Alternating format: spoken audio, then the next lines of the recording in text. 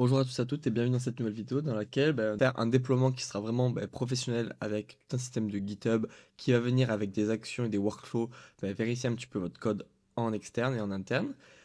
Et également, on va mettre en place du coup un système de SEO vraiment bien poussé, c'est-à-dire avec des nouvelles belles leads méta, un système de robot qui va venir indexer votre contenu et qui va permettre d'avoir un référencement vraiment très poussé pour votre site internet. Donc la première chose à faire, ça va être donc d'ouvrir la terminale. Et ce qu'on va faire, c'est qu'on va se rendre, du coup, là, si vous n'êtes pas déjà dans votre dossier, de se rendre dans Vinted Cloud. Et une fois qu'on va faire ceci, on va donc venir créer deux fichiers. Donc on va venir faire un mkdir et on va venir faire du coup un -p reports slash v3 slash before. Ou même, ça va, pour l'instant, ça sera pas utile, on viendra le faire par la suite, mais pour l'instant, c'est pas très utile. Ce qu'on va faire, c'est qu'on va venir donc faire un lighthouse qui va venir permettre de revérifier un petit peu le code avant de venir travailler dessus. Donc voilà, donc la première chose, ça va être d'ouvrir la terminale, etc.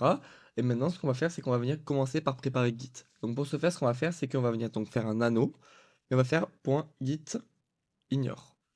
Donc là, ça va être le dossier, donc ça va être notamment le fichier qui va nous permettre de venir mettre du coup les dépendances qu'on ne souhaite pas sur GitHub, du coup pour les extraire, pour les exclure également. Donc là, ce qu'on va faire, c'est qu'on voit un petit peu qu'il a bien été créé, donc on peut fermer la terminale et on va venir nous-mêmes l'éditer dans l'éditeur. Donc à ce niveau-là, si je reviens ici, on voit bien qu'il est assez complet. Donc bien évidemment, ça vous pouvez demander à Codex ou Claude de vous le personnaliser un petit peu comme vous souhaitez, mais bien évidemment, vous pouvez également lui demander qu'il vous rajoute des fonctionnalités et qu'il vous rajoute des dossiers pour éviter vraiment que ça soit vraiment, avec, des lourdes conséquences sur votre GitHub. C'est-à-dire que vous pouvez avoir beaucoup de fichiers qui sont indexés, ce qui est pas non plus, vraiment le top.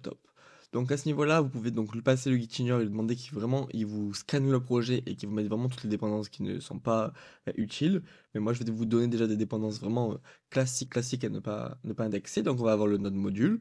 On va également avoir le dist, donc slash dist. Vous voyez qu'ici, moi, je l'ai également. On aura du coup les fichiers .env.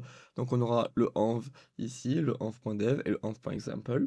On va également avoir les fichiers de reports. Donc là, ici, à ce niveau-là, on l'a pas parce qu'on l'a créé dans la précédente vidéo. Donc on va venir le rajouter. Donc on met slash reports. Et ensuite, ce qu'on va faire, c'est qu'on va donc avoir le dstore également. Donc c'est important. Hop, ici, je ne l'ai pas également. Il a bien exclu. Et on va avoir pareil pour le coverage. Ici, il a également, c'est pour les tests. Et pour finir, on va avoir donc tous les fichiers qui seront en .log. Également, ici, donc là, ici, il me l'a pas mis. Ce qu'on va faire, c'est qu'on va venir nous-mêmes le rajouter. Du coup, ça va être .log. Voilà, parfait. Donc là, c'est à peu près le Gitignore. C'est un petit peu comme vous souhaitez. Vous pouvez lui passer, donc, comme je l'ai expliqué dans la précédente vidéo, vous glissez déposer du coup dans votre soit dans votre éditeur si vous utilisez Codex ou Cloud depuis l'éditeur, soit alors depuis internet, et vous allez lui demander qu'il vous fasse vraiment un check-up du projet et qu'il vous mette vraiment toutes les dépendances qui sont pas utiles pour éviter qu'on surcharge GitHub. Donc maintenant qu'on a fait ceci, on va vérifier un petit peu que on ait bien notre projet qui soit initialisé, etc. Donc on va venir dans le terminal, et ce qu'on va faire, c'est que nous, on va faire donc un git init pour initialiser le projet. Donc là, s'il a été déjà initialisé, on va venir le réinitialiser pour pouvoir avoir quelque chose de propre et de correct. À ce niveau-là, maintenant qu'on a fait ceci, on va venir donc faire une git branche et on va venir se brancher sur la branche main. Pour ceux qui ne savent pas ce que c'est une branche main, c'est que lorsque vous allez sur GitHub, on va pouvoir travailler avec plusieurs branches. C'est-à-dire qu'on va pouvoir soit travailler sur la branche développement, soit la branche main. Ce qui nous permet par exemple de faire des modifications et d'ajouter des nouvelles fonctionnalités sur une branche. Et ensuite, une fois qu'elles ont été testées et puis qu'elles ont été corrigées, etc., de les basculer automatiquement sans casser le code sur la branche main. Donc nous, ce qu'on voudra, c'est que par exemple, on aura un git branche-m main, qui sera du coup la branche principale, notamment du déploiement sur ODSwitch. Par exemple, on peut imaginer avoir notamment notre branche de développement pour ajouter toutes les fonctionnalités et avoir la branche main qui sera vraiment la branche qu'on poussera sur le serveur ODSwitch. Donc là maintenant on va vérifier, on va faire un git, on va faire un ls files et dessus on va donc venir vérifier qu'on a bien donc notamment les fichiers .env. Donc là, il est censé rien me retourner, donc on va venir faire. Donc voilà, donc on va venir faire cette commande-là. Ici, il est censé vraiment retourner. S'il me retourne quelque chose, c'est qu'on n'a pas bien exclu du coup nos fichiers. Donc là, ici, c'est parfait, rien ne sort. Donc là, maintenant, si bien évidemment vous avez le .env qui sort, vous pouvez faire par exemple un git rm et on va faire un cachet.env pour supprimer le cache. Mais normalement, hop, là j'ai dû faire une erreur parce que c'est cache. Hop, head, voilà, parfait. Et ici, il me dit qu'en gros, il n'y a pas de .env parce qu'on a bien exclu. Mais nous, sinon, dans votre cas, vous pouvez l'utiliser pour bien l'exclure. Donc maintenant, ce qu'on va faire, c'est qu'on va faire un git donc log pour vérifier un petit peu les commits. Et ici, vous voyez qu'on a un premier commit. Donc à ce niveau-là, ce qu'on peut faire, c'est qu'on peut rajouter par exemple un autre commit. Donc on peut faire un git add point pour rajouter tous les fichiers. Et on va faire un git commit-m et on va venir par exemple dire genre, donc là c'est pour lui préciser quel type d'action on va faire et on va lui dire par exemple prépare, on va mettre Vinted clone et on lui dira que c'est pour la production workflow. Workflow. Parfait. Donc là, maintenant, on fait quoi? On insère. Donc là, j'ai bien mon git commit qui a été effectué. Si je fais un git log, vous voyez qu'on va donc avoir ici notre commit qui a bien été effectué. Parfait. Donc maintenant, ce qu'on va faire, c'est qu'on va venir préparer GitHub. Donc à ce niveau-là, on va donc aller sur GitHub et on va venir créer notre projet.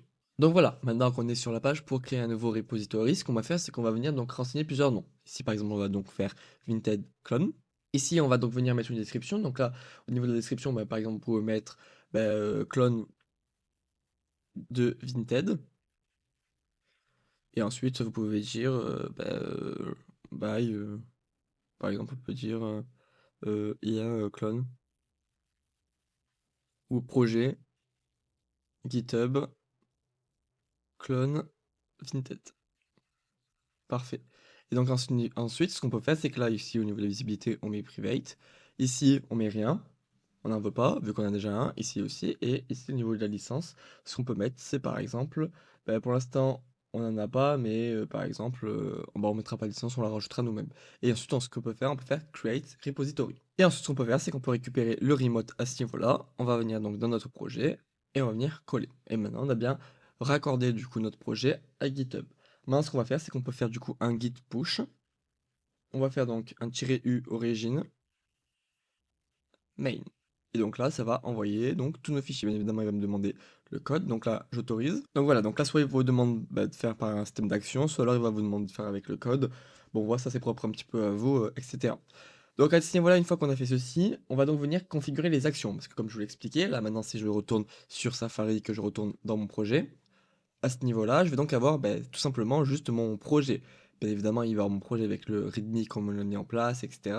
Mais on va pas avoir de système automatique qui va venir vérifier un petit peu le code, etc. Maintenant, on va faire un système de GitHub Action qui va venir lui-même, lorsqu'on viendra faire un nouveau commit, venir scanner tous les fichiers et nous renvoyer au final soit dans les mails. Dans les mails, vous aurez un petit mail avec comme quoi il est écrit que vous allez avoir un petit résumé de ce qui s'est passé sur votre projet. Donc à ce niveau-là, on va retourner dans le Visual Studio Code et on va venir créer un système de workflow. Donc pour ce faire, on va faire un mkdir et on va venir faire un -p et on va faire .github et on va faire du coup workflow. Parfait. Et donc dedans, ce qu'on va faire, c'est qu'on va venir créer du coup un fichier qu'on appellera donc là par exemple si je retourne ici, workflow, on va venir créer un fichier qu'on appellera donc quality et on mettra .yml. Parfait. Donc dans ce fichier-là, ce qu'on va faire, c'est qu'on va venir donc configurer notamment toutes les actions de GitHub. Donc là, je peux installer, au moins ça me permettra d'avoir GitHub Action dans VS Code. Parfait. Et à ce niveau-là, on va venir configurer un petit peu comment on le souhaite. Donc à ce niveau-là, ce qu'on va faire, c'est que donc on va venir donc name pour lui spécifier comment on veut que cela s'appelle. On va donc lui mettre en on et on lui dira que la branche qu'on va cibler, nous, ça sera la branche main, celle qu'on vient de créer ensemble. Ensuite, les permissions que je lui donne au contenu, il peut que lire nos fichiers, il ne peut pas les modifier. Et ensuite, je vais donc lui donner les jobs qu'il va devoir effectuer. Donc il va devoir faire un audit, comme on l'a fait. Il va devoir faire un build, un lint, un test, un CI également pour les dépendances. Et ensuite, on fera, du coup, on aura besoin de action checkout et setup node. Donc là, ça va nous permettre de faire toutes les commandes que je vous ai expliquées dans la précédente vidéo, où je vous ai montré que pour avoir un petit peu de plus de sécurité, etc., on pouvait donc avoir certaines commandes qui seraient vraiment importantes. Donc là, il va venir les automatiser. À chaque fois que vous allez faire notamment un nouveau push, vous allez donc produire ce système d'action et ça va venir automatiquement le nettoyer. Donc là, si on fait un test, si on se rend dans la terminale, je vais donc pouvoir ajouter donc ce fichier-là. Donc je fais un git add et on va donc venir ajouter github slash workflow. Et donc dans workflow, on va venir donc ajouter le fichier quality.yml. Là, je l'ajoute et on va venir faire donc git commit-m et on va venir faire un CI et on dira qu'on ajoutera par exemple la production et en production et on ajoutera du coup quality gate. Voilà. Et donc voilà, en fait, le file a été bien changé, mais bon, là, il faudra juste que je configure mieux le nom et le prénom, etc. Ça, c'est pas très important. Donc à ce niveau-là, ce qu'on va faire, c'est que du coup, on va pouvoir faire un git push. Et donc là, je vais pouvoir envoyer du coup sur mon serveur. Donc là, si je me retourne ici, je vais donc avoir un troisième commit. Ok, parfait. Et donc maintenant, je vais donc avoir le système de CI qui va être activé automatiquement. C'est-à-dire que là, maintenant, si je rentre un petit peu dessus, ici à ce niveau-là, on a bien le nouveau fichier qui a bien été correctement ajouté. Et vous voyez ici que là, si je clique dessus, on va donc avoir le système de check qui va commencer à se mettre en place. Donc là, on va venir retourner carrément dans le projet pour que je vous montre un petit peu plus. Et vous voyez qu'ici, on a un petit point orange qui dit que c'est en pending. Et si je clique dessus, je vais donc bien avoir mon système de workflow qui va se mettre automatiquement. Et vous voyez qu'ici, il va donc faire tout le job que je lui ai demandé d'exécuter. Et il le fait vraiment de manière automatique et de manière complète. Parfait. Donc là, maintenant qu'on a fait ceci, donc là, au niveau des actions, et ensuite, soit il me dira bien évidemment que c'est en vert si tout a été exécuté, comme là, regardez ici, la première CI, ici, elle a été exécutée avec succès, mais si on a un problème de code, il va venir nous le dire, et du coup, on pourra même venir voir le workflow file, et ensuite le passer notamment à à Codex pardon, ou à Claude pour pouvoir lui-même changer ceci. Donc maintenant qu'on a fait ceci, ce qu'on va faire, c'est que on va donc venir un petit peu plus protéger le main. C'est-à-dire que maintenant qu'on a ajouté ceci, on va venir lui ajouter un petit système de protection en plus. Donc pour ce faire, pour faire ce système de protection, moi je vous conseillerais notamment de demander à Codex ou quoi, de ne pas lui-même envoyer les fichiers sur cette branche-là, mais de vraiment vous coder votre projet dans VS Code et depuis VS Code, du coup, vous-même, vous les envoyez. Vous pouvez également faire un système de déploiement automatique avec Make, mais bon, ça c'est propre à vous si vous êtes un petit peu plus à l'aise avec le code. Donc maintenant, on va commencer le déploiement. Donc là, maintenant, je vous ai montré comment on pouvait sécuriser et mettre en place ce projet-là. Peut-être que dans la prochaine vidéo, ce que nous ferons, c'est que nous mettrons en place donc ce projet de déploiement sur notamment de Switch, etc. Donc c'est-à-dire qu'on mettra par exemple en place une commande make. Donc soit on mettra make en développement. Donc là, vous aurez directement le déploiement qui se fera sur GitHub, etc. pour stocker vos fichiers. Ou alors on fera un make prod. Le make prod, lui-même, automatiquement, viendra envoyer nos fichiers sur le serveur, viendra faire toutes les commandes que l'on souhaite, et ensuite, en fait, on n'aura rien à toucher, on n'aura même pas besoin de se connecter à ces panels, et tout se fera automatiquement. Donc ça, on le verra peut-être dans une prochaine vidéo, et dans la prochaine vidéo, la dernière, qui nous permettra de clôturer un petit peu cette série. Mais en attendant, ici, à ce niveau-là, ce qu'on va faire, c'est qu'on va venir un petit peu gérer le SEO. On va donc venir un petit peu modifier notre SEO et vraiment l'optimiser un maximum. Donc pour ce faire, ce qu'on va faire, c'est qu'on va se rendre du coup dans le terminal de notre projet, on va venir fermer ici. Et à ce niveau-là, ce qu'on va faire, c'est qu'on va venir se rendre dans le index.html. Donc l'index.html, moi, il va se retrouver donc, hop, je vais fermer un petit peu mes fichiers, ici, hop, on va fermer, etc. Donc nous, il va se rendre donc dans app, et ici, on va avoir le tsx à ce niveau-là. Et donc nous, on va avoir besoin du index.html. Donc il faut que je le trouve. Donc ce qu'on va faire, c'est que, hop, il est là. Parfait. Et donc on va venir un petit peu le modifier, on va venir lui rajouter des balises, donc notamment méta, vu que les balises méta, c'est celles qui vont permettre d'avoir un référencement qui va être vraiment poussé. Et on va venir du coup rajouter un petit peu plus de SEO. Donc la première balise qui va être très importante, moi je l'ai déjà, ça va être la balise UTF-8, qui va permettre notamment d'avoir le système d'encodage correctement. C'est-à-dire que pour avoir les et, ou bien avoir les caractères un petit peu spéciaux et ne pas avoir d'erreur sur le navigateur, on va donc avoir besoin de cette balise. Mais par défaut, il les met, c'est vraiment très important, ça par défaut, Codex ou Cloud les mettre dans le HTML. Ensuite, on va voir la méta viewport, donc qui va permettre le responsive. Pour ceux qui ne savent pas ce que c'est le responsive, c'est si je me rends sur un navigateur et que je commence à réduire la page pour les smartphones, etc. Ici, vous voyez que le contenu s'adapte automatiquement. Donc là, avec GitHub, ça fonctionne pas vraiment. Mais par exemple, si je fais avec ce site-là, donc celui qu'on veut mettre en production, si je commence à fermer la page, donc là, je vais mettre ici, je vais fermer la page. Ici, vous voyez que par défaut, le contenu, il se change pour que ça soit vraiment adapté pour les téléphones.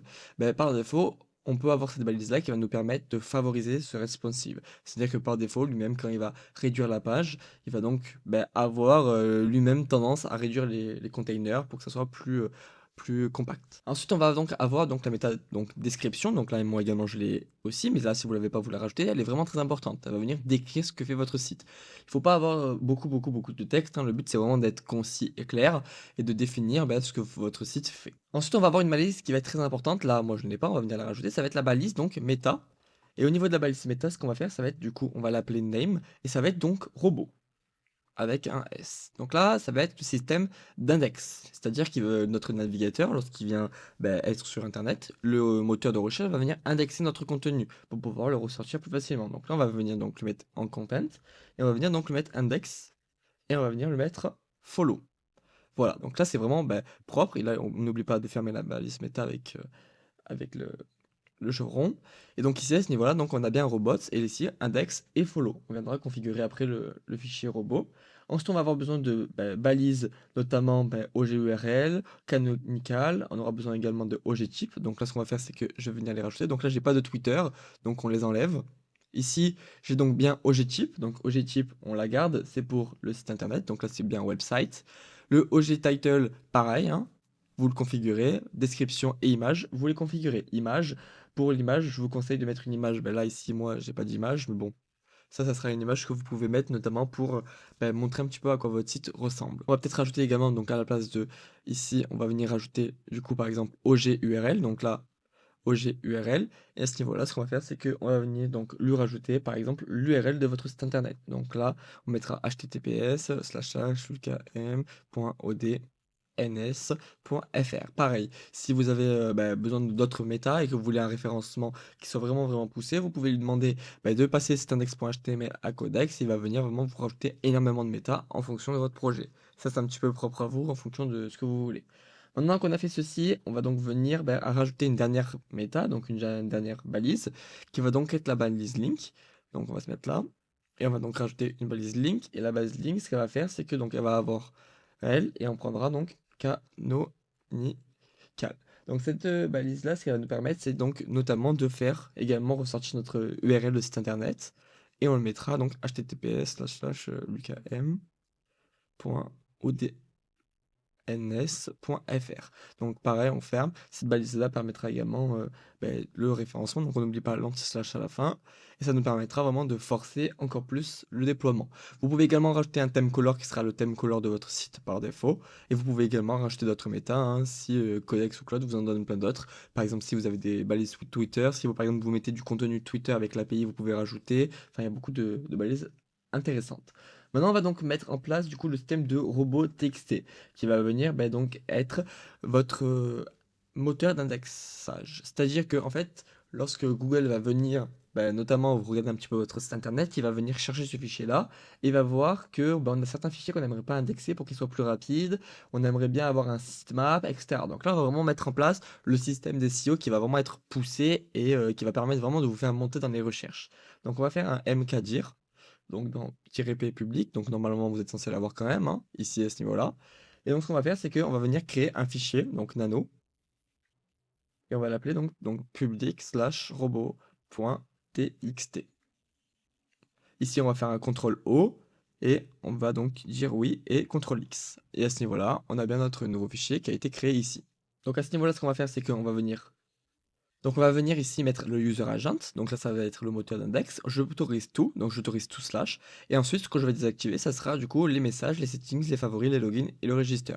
Donc ça c'est propre à vous, hein. Et bien évidemment moi j'ai une page message, une page settings, si je me rends donc là ici que je fais un slash message, j'aurai bien du coup une page. Vous voyez, donc là ici à ce niveau-là, je vais donc avoir rien parce que si je descends, voilà, même ils sont là, vous voyez, je vais pas avoir de nouveau système parce que tout est automatique, vous voyez, mais c'est des modales. Donc là, on a bien slash message. Donc là, c'est propre à mon projet. Mais vous pouvez demander pareil à Codex ou à Claude de vous donner du coup toutes les pages que vous voulez pas qu'elles soient indexées par le robot, notamment Google ou bien d'autres navigateurs. Et ensuite, on va donc venir créer un fichier sitemap qui nous permettra de donner au moteur Google un petit peu des aperçus de notre problème et de notre site. Donc à ce niveau-là, on va venir juste rajouter du coup une nouvelle balise méta. Donc la nouvelle balise méta, on va venir la rajouter dans l'index à ce niveau-là. Et on va donc venir la rajouter à ce niveau-là en dessous, qui nous permettra du coup de d'avoir non index et non follow pour certains trucs. C'est-à-dire qu'on aimerait que par exemple les disallows qu'on a mis en place, donc le register login, ne soient pas indexés par le navigateur. Donc maintenant on va venir faire donc notre sitemap. Donc là, pour le sitemap, pareil, je vous conseille bien évidemment d'utiliser Codex ou Cloud, hein, étant donné que vous lui demandez qu'il vous fasse vous-même votre sitemap, il va venir analyser le projet et il va venir vous construire un personnalisé. Ne commencez pas à mettre le même que le mien, étant donné que sinon cela va pas fonctionner et cela va causer de graves problèmes, étant donné que vous allez vraiment perdre du coup beaucoup de référencement vu que votre site ne sera pas adapté à vos besoins. Donc on va venir créer un nouveau file à ce niveau-là, sitemap ici, et on va venir donc coller le sitemap. Donc à ce niveau-là, ce que vous pouvez faire, c'est que vous pouvez avoir un petit peu la structure, comment elle fonctionne, vous pouvez même lui donner l'exemple, mais je vous conseille de vraiment le régénérer par Claude ou Codex, étant donné qu'à ce niveau-là, on n'aura pas quelque chose de très personnel. Enfin là, c'est vraiment propre à mon site et propre à mon projet. Donc pareil, je lui fais les contraintes, je lui donne les URL publics et ensuite après modification. Maintenant qu'on a fait ceci, donc là, on va vérifier le sitemap. Donc ce qu'on va faire, c'est qu'on va venir vérifier avec la série de nos tests, comme on l'a montré. Donc on fait un npm test pour vérifier qu'on n'ait pas d'erreur au niveau de balise méta. On va donc venir faire un run lint pour vérifier qu'on n'ait pas de problème également. Parfait. Et on fait un run build. Et donc là, parfait, on va venir donc là, il est important de faire un run build pour bien venir remettre l'index dans le fichier dist et qu'on n'ait pas de soucis. Parfait. Donc là maintenant ce qui va être intéressant, ça va être de vérifier un petit peu la compression pour voir que on a bien une compression qui a été gérée par ODeSwitch, c'est-à-dire que on va avoir quelque chose qui va nous permettre d'accélérer le projet et d'avoir quelque chose de vraiment vraiment rapide. Donc pour ce faire, on va venir donc utiliser curl qui va venir nous dire si le système de compression est bien géré ou pas. Donc à ce niveau-là, on va pouvoir mettre donc cette commande-là qui va nous permettre de vérifier si on a bien un système de compression par ODeSwitch. Et ici, vous voyez qu'on a bien le content encoding en BR qui nous permet bien de montrer que on a du coup la couche de sécurité et la couche de compression qui a bien été gérée par ODeSwitch et qu'on n'a pas besoin du coup de rajouter une mesure aussi. On va également donc par exemple se créer une nouvelle branche. On pourrait créer une nouvelle branche et permettre d'avoir une branche de développement. Par exemple, on pourrait se faire donc une git, par exemple git switch. Et donc j'aimerais par exemple tirer C et on va mettre par exemple production. Ou on pourrait mettre par exemple ODeSwitch, qui serait donc la branche de ODeSwitch. Donc cette branche-là, ce qu'on va faire, c'est donc là on va vérifier le statut. Parfait. Et donc ce qu'on pourrait faire, c'est qu'on fait un git add et on va faire un git commit-m. Et dessus, on dirait par exemple que c'est un fit et on va dire du coup new branch for deploy. Parfait. Et donc ensuite on fait un git push, donc -u, et là du coup on l'appelle ODeSwitch. C'est donc la branche qu'on vient de faire. Donc là ici elle n'existe pas, bien évidemment parce qu'il faut que je puisse l'ajouter depuis notre système. Donc là en l'occurrence ça ne fonctionne pas, mais on viendra l'ajouter lorsque je viendrai faire ici à ce niveau-là, hop, une nouvelle branche. On viendra nous-mêmes automatiquement rajouter une nouvelle branche. Donc on peut aller dans les views branches, et vous pouvez du coup ajouter une nouvelle branche et l'appeler par exemple ODeSwitch. Et ici, hop, on fait create une blanche. Et ici, à ce niveau-là, je pourrais donc lui envoyer directement dessus. Bon, il faut que je récupère l'URL, mais bon, pour l'instant, nous, c'est pas très important. Hop, à ce niveau-là. Ce que vous pouvez faire, c'est que vous pouvez rajouter le origin devant ODeSwitch, ça permettra de directement pousser vers notre branche. Parfait. Donc maintenant qu'on a fait ceci, donc on a bien déployé, et on verra dans la prochaine vidéo comment on peut faire le système de déploiement automatique, c'est-à-dire comment on peut déployer automatiquement nos fichiers sur ODeSwitch sans problème. Donc admettons, par exemple, on aimerait avoir, donc là, si par exemple je me rends dans le projet, ici j'aimerais bien qu'à la racine, j'ai donc par exemple un makefile, donc on aurait un makefile. Donc dans ce fichier-là, on aurait par exemple un make deploy. Donc je vous montre un petit peu, hein, on aurait make deploy et le make deploy, ce qui permettrait de faire, il permettrait directement de push vers de switch. Voilà. Et ensuite, ce qui permettrait, donc il ferait toutes les commandes, et ce qui permettrait, il ferait de l'optimisation. Voilà. En gros, il nous permettrait de faire ça. Et si on fait un make, par exemple, si on fait un make dev, on aurait du coup un push vers main avec du coup l'ajout des fonctionnalités, des fonctions. Voilà, parfait. Donc en gros, on aimerait un petit peu un système comme ça. Donc ça, on verra dans la prochaine vidéo comment on peut le mettre en place. Là maintenant, on va venir un petit peu vérifier la production complète, voir si on n'a pas des erreurs, etc. Donc là maintenant, ce qu'on va faire, c'est qu'on va venir publier. Donc maintenant qu'on a ajouté nos fichiers, etc. Ici, on va venir du coup les renvoyer sur le serveur. Donc pour ce faire, ce qu'on va faire, c'est qu'on va venir se reconnecter avec FileZilla comme je vous l'ai montré dans la précédente vidéo. Donc on va venir récupérer nos clés et on va venir se reconnecter dessus. Voilà, parfait. Donc là, je suis connecté sur le projet et ce qu'on va faire, c'est qu'on va venir donc le glisser et déposer tous les fichiers qu'on a ajoutés. Donc on va aller dans le public ici à ce niveau-là. Je vais donc lui rajouter le robot. Donc là, je vais ouvrir FileZilla à ce niveau-là. On va ouvrir la terminale. Voilà, parfait. J'ai ouvert du coup un fichier. Et donc ce qu'on va faire, c'est qu'on va donc lui déposer ici le robot. On va donc lui déposer également le sitemap. Et on va venir lui redéposer notre index à ce niveau-là, on va venir lui redéposer l'index qu'on a modifié nous-mêmes à la main. Donc ça, c'est pas le plus évident. Donc on va juste sortir d'un cran à ce niveau-là. On va revenir ici et on va venir lui déposer l'index.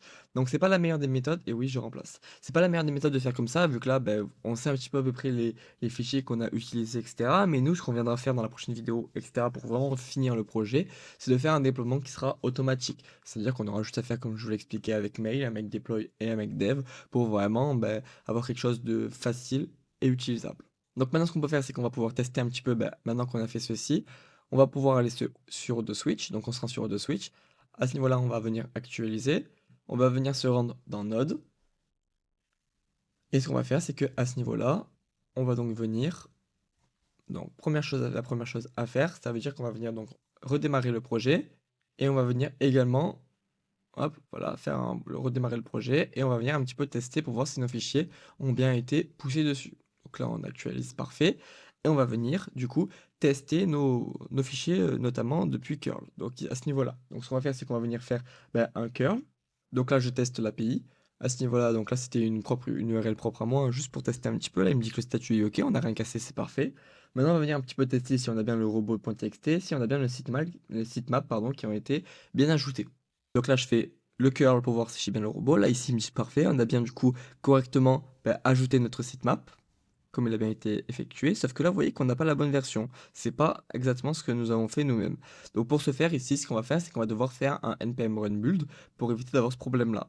Donc pour avoir ce problème-là, ce qu'on va faire, c'est que soit ce qu'on fait, c'est que depuis FileZilla, on va venir donc glisser le nouveau dist. Donc c'est-à-dire que comme on l'a fait ensemble, on va pouvoir le glisser directement dans le projet. Donc à ce niveau-là, on va venir remplacer le projet. Je le remplace. Donc là, je remplace un fichier. J'aimerais bien le remplacer donc pour tous les fichiers. Donc là, on fait remplacer, toujours effectuer cette action. Voilà, parfait. Et donc là, il va venir nous remplacer. Donc ça, c'est vraiment pas la meilleure des méthodes. Ce que vous pouvez faire, c'est que vous pouvez donc aller dans la terminale. On descend, descend, descend. Et à ce niveau-là, vous pouvez faire du coup un npm. Donc là, vous allez dans le dossier, donc /home /lukm/linted, clone.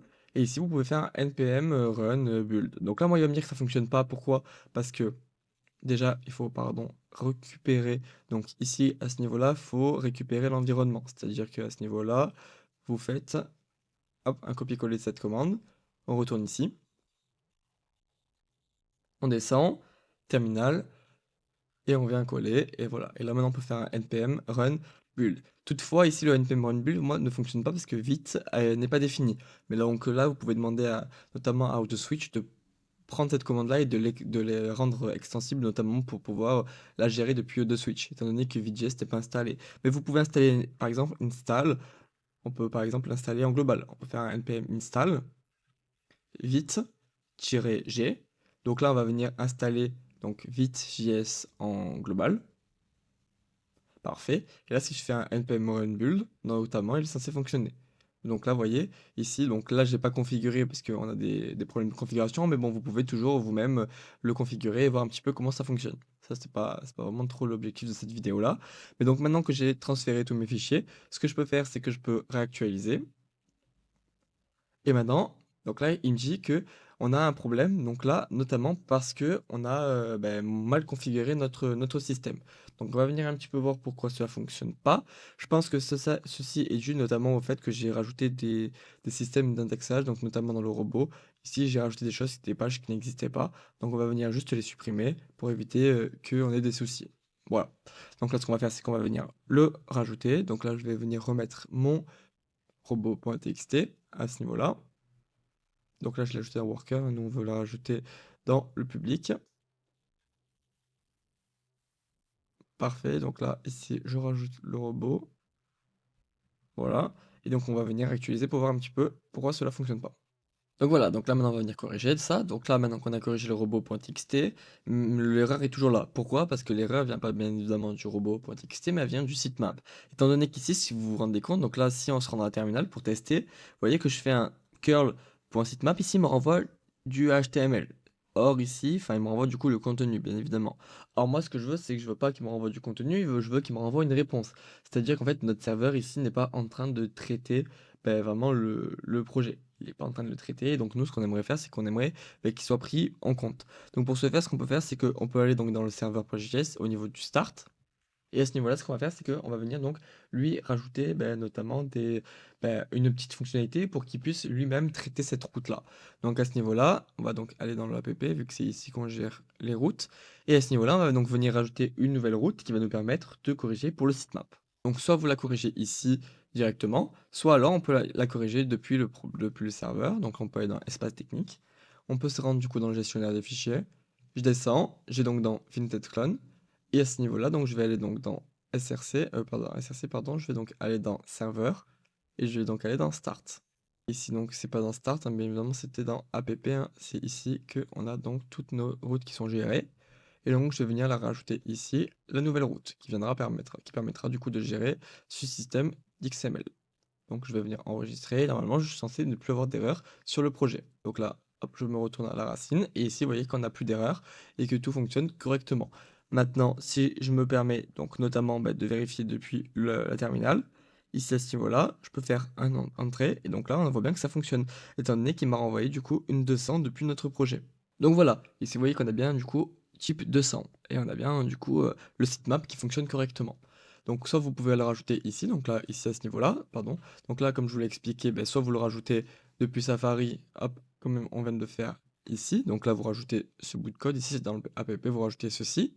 Donc on peut même le rajouter donc ici et là pour pas avoir d'erreur. Ce qui va nous permettre en fait de bien traiter le sitemap comme du XML et ne pas avoir d'erreur par la suite.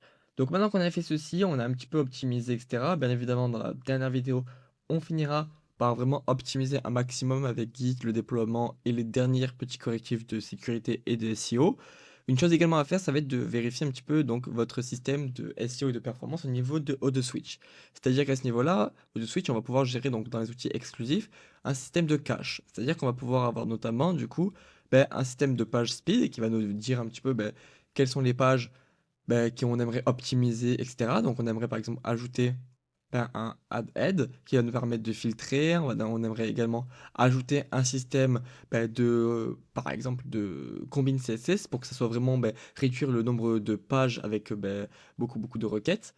Et on aimerait également permettre d'optimiser un petit peu notre site et on aimerait qu'il soit assez performant. Donc pour ce faire, on peut soit utiliser Xtreme Cache, soit alors Tiger Cache. Moi, je vous conseille du coup notamment Xtreme Cache, vu que c'est quelque chose que je connais mieux. Donc vous pouvez donc notamment l'activer. Si vous l'activez, on va donc avoir tout le projet qui va se mettre en cache et qui va permettre d'avoir un site qui sera beaucoup plus rapide. Bien évidemment, je ne vous conseille pas de le faire maintenant, étant donné qu'on n'a pas encore fini les modifications et que par la suite, vous êtes un petit peu amené à devoir corriger votre projet et à l'améliorer. Cependant, une fois que vous faites ça, vous allez avoir un peu de soucis puisque le cache va commencer à rester énormément et vous allez donc vous retrouver avec un site qui ne sera pas modifié en temps réel. C'est un petit peu compliqué lorsque vous souhaitez vérifier que toutes vos modifications ont été faites sur le domaine. Donc ça, je vous conseillerais de le faire dans la prochaine vidéo ou quand vous aurez fini votre projet, vraiment pour permettre de figer et de vraiment permettre d'avoir un cache qui sera vraiment poussé. Vous pouvez également combiner ceci avec même cached qui va vous permettre donc notamment, ici soit un petit peu comme Redis, d'avoir un système donc de socket, c'est-à-dire qu'on va pouvoir par exemple le configurer dans notre projet et on va venir le mettre en place pour que notre système soit fonctionnel. C'est-à-dire que là c'est un peu comme Redis, on va devoir se connecter via l'URL, mais par contre Tiger Cache lui va venir également ajouter un système de cache sur votre domaine. Pareil, vous pouvez l'activer ici à ce niveau-là, on peut l'activer ou le désactiver, et donc sur notre domaine ou non, pour pouvoir avoir un système de cache rapide et efficace. Voilà. Donc ça, c'est un petit peu pour tous les systèmes de SEO et d'indexement.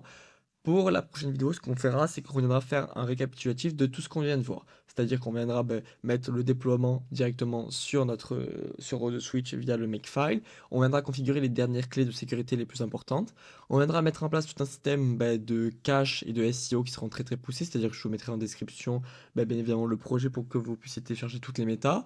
Et on verra vraiment comment on peut peaufiner une dernière fois pour que le projet soit vraiment complet et soit prêt à l'emploi.